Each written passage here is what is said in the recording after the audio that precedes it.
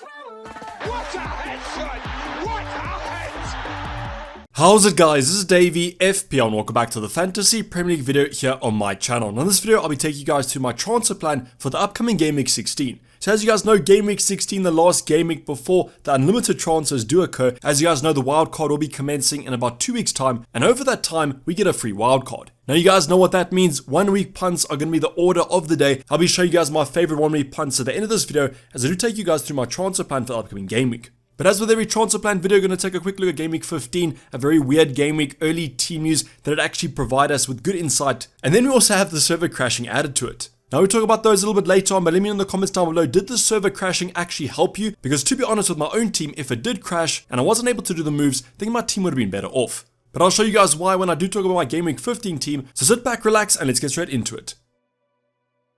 Now the first talking point I just want to remind you guys about, as you guys are watching this video, this is going to happen on Tuesday, Wednesday, I think there might be games on Thursday, but the EFL Cup will be commencing. Now the EFL Cup usually is kind of a second string tournament in my opinion. Most sides usually play their second string squads, the under 21s, that sort of thing. But with some big fixtures happening in the next round like Chelsea vs Man City, there might actually be some highly owned options featuring. But as long as you guys watch out for this, watch out for those games. If you own options, their teams are playing in the EFL Cup, just make sure that they don't come out injured and also maybe have their minutes managed for the weekend. Now added to the EFL Cup, we obviously have the last game week before the World Cup, so there might be some injury rotations. There's been some rumors about some options actually not even featuring for their teams in preparation for the World Cup. Now no, I don't think it's going to actually be a reality. I think most options should still play Game Week 16, but it's something to keep in the back of your mind. But don't worry, as the week kind of progresses, I'll give you guys all the insights into the news. But now going to the Game Week 15 team review, and as you guys can see, unfortunately, the red on the bottom right hand side indicates it was another red arrow, unfortunately about 25 cases as well. In Game Week 15 also got about a 25k red arrow, and the red arrow this game week is going to take us just outside the top 200k. So super annoying red arrow because as I mentioned, kind of final minute team news came in, the server crashed as well. I think my mind was a little bit muddled, the transfers weren't as strong as possible, but I still do think they made logical sense. So in terms of the overall points, we actually got 60 overall points, but I took a minus for it with 2 transfers made, and therefore the overall total is going to be 56. Now that was a game week rank of 3.5 million, which is a little bit understandable because of the red arrow, and we currently are sitting on 890 overall points. Now in terms of the transfer plan, 1 free transfer and 2.9 in the bank, so that 1 week punt can actually be quite expensive because you have money in the bank. But I want you guys to let me know how you guys got on in Game Week 15. Not only tell me if you guys got a red arrow or a green arrow, let me know if the server crashing actually helped you out, because I spoke to a lot of people over on the Discord server. They actually said that because they couldn't make moves, they stuck with the Mo Salah, etc. So the server crashing actually helped them out. I know for my own sake, I transferred Salah out for De Bruyne. You guys will see that later, and I captained him, and therefore that left me with some points negative gained. So let me know all your guys' stories about the Saturday deadline a little bit later on, so maybe that's why I was a little bit weirder. But heading on to our own team, and it gets stranger on the bench as well. A lot of bench points here. Danny Ward, Andreas Pereira. Who would have thought that Andreas would have scored against Man City? Mitrovic wasn't even on the pitch, wasn't even on the bench to be honest. And then Andreas steps up for the penalty. Now that resulting penalty actually affected our starting 11 even more, but I'll talk about that later in the starting 11. Then in terms of Nico Williams, started the fixture as predicted, but unfortunately against Brentford, conceded as predicted as well. And then Anderson also conceded as we were expecting. Now in terms of Danny Ward, I'm going to bring in our starting goalkeeper right now because this is obviously the 1-to-1 comparison. Nick Pope with only 3 points, racking up a save point, but lost the clean sheet in about the 89th minute. So I don't really know what it is with Newcastle kind of conceding one shot or a shot late into the fixture. They were leading about 3-0 or 4-0 at this stage, so conceding a goal is super annoying. But if you guys did start Danny Ward, really well done. I mean, Leicester's resurgence from about Game Week 8 wildcard, Game Week 9 wildcard has been immense, and Danny Ward's a great asset to actually own. So going back to Nick Pope, only the 3 points there. At least he did manage to get us a save point, but that's even more annoying that he lost the clean sheet because there could have been bonus points on the cards. Now going into the rest of our starting 11, and this game week was definitely quite an interesting one. Going to start off with Cancelo with a -2. So I spoke about that Andreas penalty. Well, Cancelo actually conceded that penalty and got a red card for a professional last man foul. Now I don't know about you guys, but I personally didn't think it was too much of a foul. Definitely not a red card, but I guess that's what the refs thought. So -2 for Cancelo in a week that I needed some points, but at the end of the day, everyone kind of owns him. Same could be said about the next option, Trippier. I mean, basically everyone owns him. We spoke about the Elite 64 ownership. He's owned by 100% of the Elite 64. So those 12 points are nice, but definitely not differential. Now Trippier was actually subbed off before Newcastle lost the clean sheet. That's how late it was into that fixture. But I wish it was Nick Pope who got it instead of Trippier. Then our final defender to go for is going to be Kurt Zuma with only a 1-point appearance. It was a mistake starting him over an Anderson, but I guess the goal scorer in that fixture, which is going to be Wilfred Zaha, was in our squad. I honestly thought that West Ham defense was pretty strong, even considered selling Wilfried Zaha, but at least we did play the odds here and started both these two options. But now going to midfield department, and unfortunately this is where kind of the team or the wheels fell off the bus. Going to start off with Kevin De Bruyne, brought him in to captain him, and as you guys know, Cancelo got that red card pretty early on into that fixture, and that unfortunately affected the attacking outlet of Man City. Now Kevin De Bruyne ended with 1 assist late into that fixture for the penalty that actually won Man City the game. Then he also got 2 bonus points. So 7 points doubled to 14, but I can't help but ask what would have happened if Cancelo didn't get the red card. This could be massive all for De Bruyne. He even got another assist ruled out.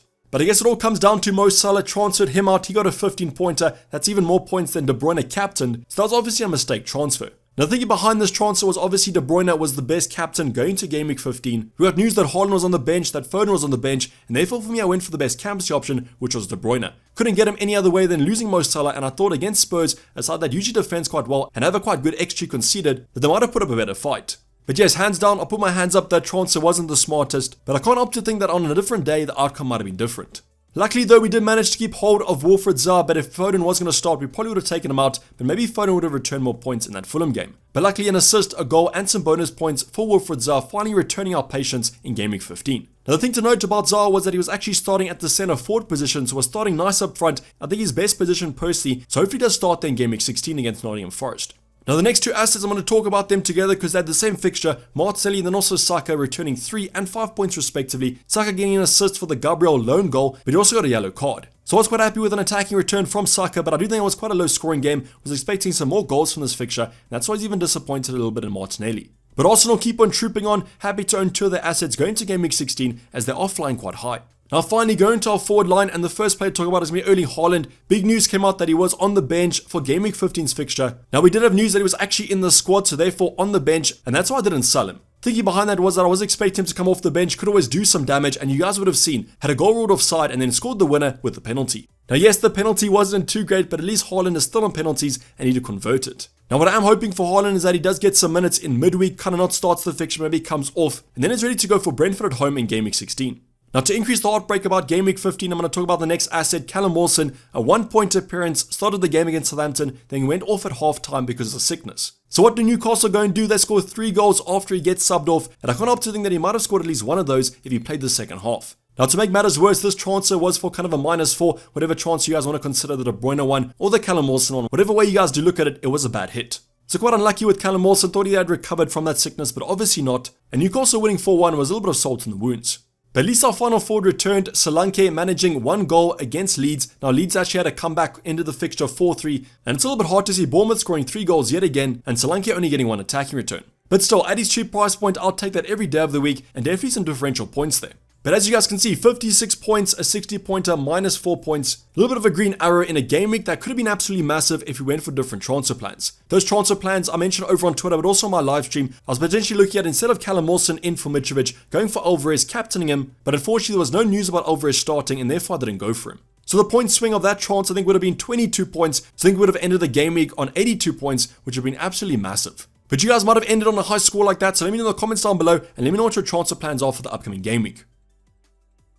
Now talking about transfer plans, I'm going to go over my exact transfer plans for this upcoming game week. There might be some other moves that I do go for, but definitely the 1 week punt is going to be the flavor of the game week. Now in terms of fixtures, I'll be detailing those in the ultimate guide coming up either on Wednesday or on Tuesday. So make sure that you guys do turn those bell notifications on so that you are alerted when I do release that video. But in terms of some teams that I'm thinking about, potentially Liverpool or Spurs. Now you guys know me, I am a Liverpool fan, so that's all for Game Week 16. I do want to take a punt, probably a Liverpool asset, because they do face a Southampton side that just sacked their manager. Now if you guys think about Liverpool, there's one man that comes to mind, it's going to be Mo Salah. So yes, Mo Salah could be a transfer in for this game week, but unfortunately, like bringing Kevin De Bruyne in, I'll have to lose Kevin De Bruyne yet again. Now is this move worth it? I'm not going to captain Salah, probably will captain Haaland if he is fit for Brentford at home, but this move seems a little bit sideways to me. Now I would understand this if I want to captain Mo Salah 100%, but Brentford at home for De Bruyne, if he does start and is rested midweek, you could have an absolute haul in this one.